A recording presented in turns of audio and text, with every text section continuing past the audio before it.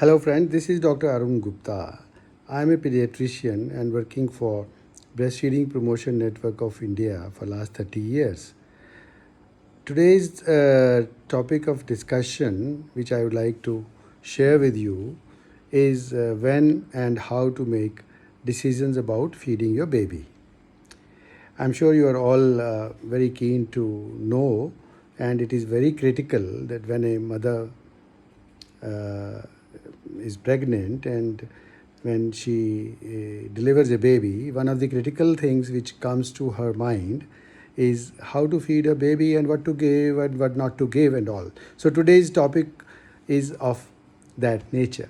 So we are discussing today with the background in mind that it is your right and your baby's right to breastfeed, or if you have made any other choice of feeding your baby, to fulfill that right through the services provided, so that you as a mother get the full support of the community as well as the healthcare system in order to fulfill your rights towards your baby.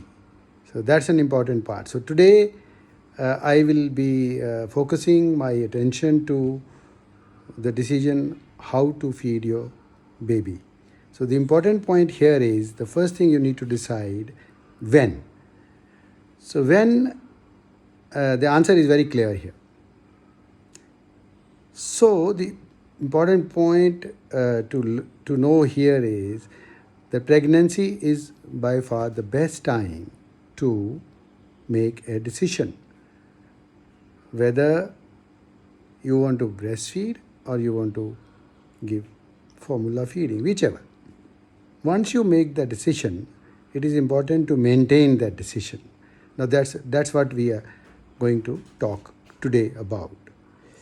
So why pregnancy is the best time? Because this is the time when you have some moments to think about, and if you want to learn more about both the options available for your baby, breastfeeding or formula feeding, and you have the time to make support friends around you, people whom you can trust, organizations or individuals or skilled people, health workers whom you can trust for that information, so that you can stick to your decision. That's an important point.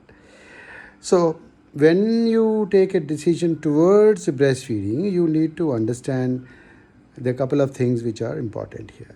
One, you need to understand skin to skin contact. The moment the baby is born, the baby's skin and your skin should be touching each other.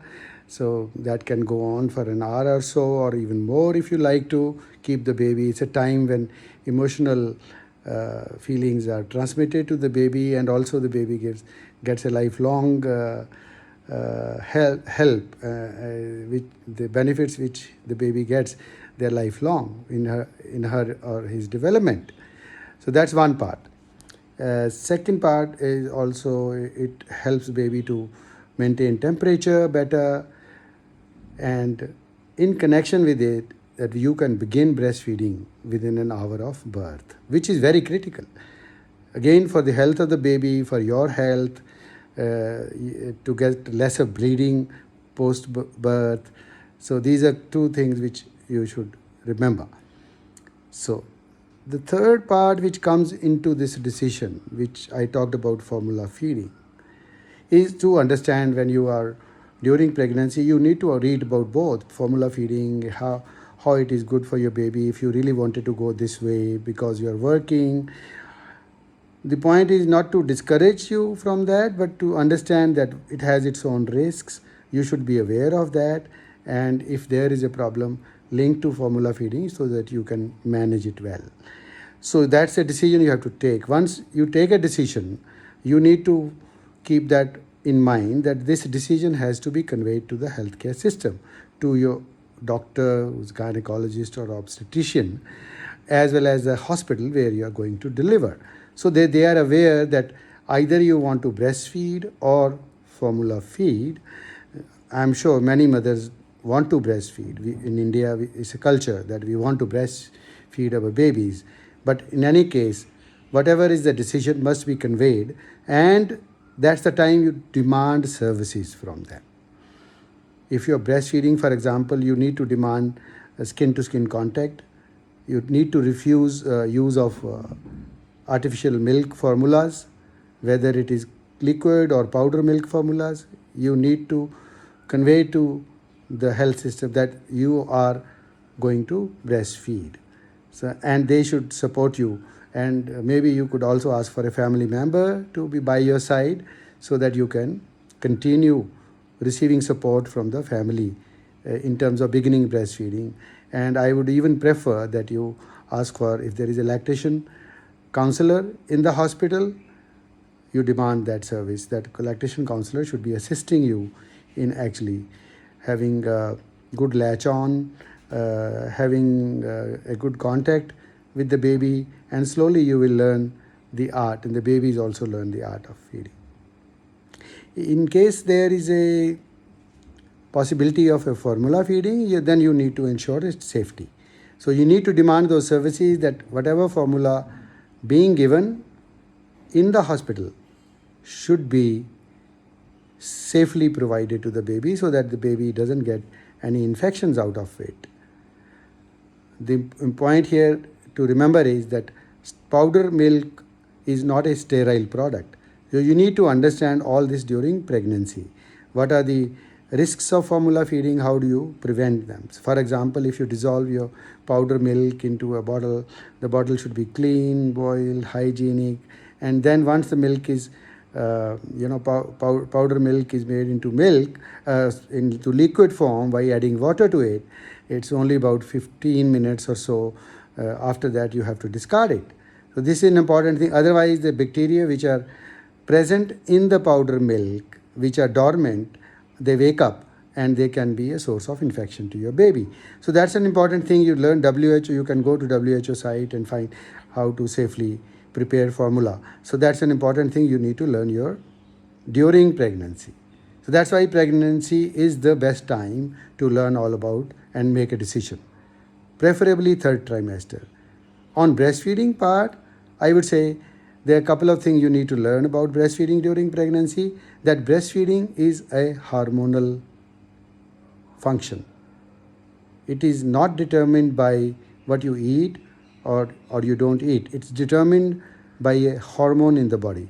So when the baby suckles, a hormone called prolactin is produced in the pituitary gland in the brain and comes back to the breast, produces milk in the breast cells. That's from where the baby gets the milk. There is another hormone called oxytocin, which helps the milk to flow from mother to the baby, mother's breast to the baby. Now that the difference between the two hormones is the prolactin is dependent on how much a baby suckles. If the baby suckles 10 times, it makes 10 times milk. And more frequent sucking produces more milk. Oxytocin, it initiated by the baby by suckling, but depends on how you think about your baby. Are you anxious? If you have pain in the breast or there is any worry, stress, all this reduces the oxytocin reflex. If milk is there in the breast cells, it doesn't get flow down better. A feeling is created in your mind that you don't have enough milk.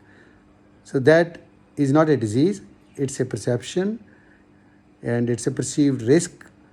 You need to understand all this hormonal control during pregnancy to be successful in breastfeeding. That's an important thing I wanted to share with you today.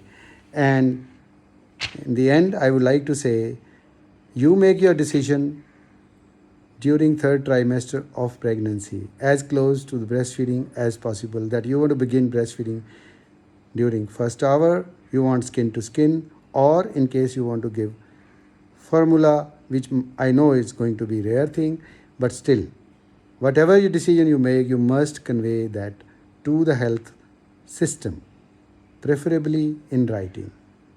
I am sure that will help you as well as the babies. Thank you and good luck.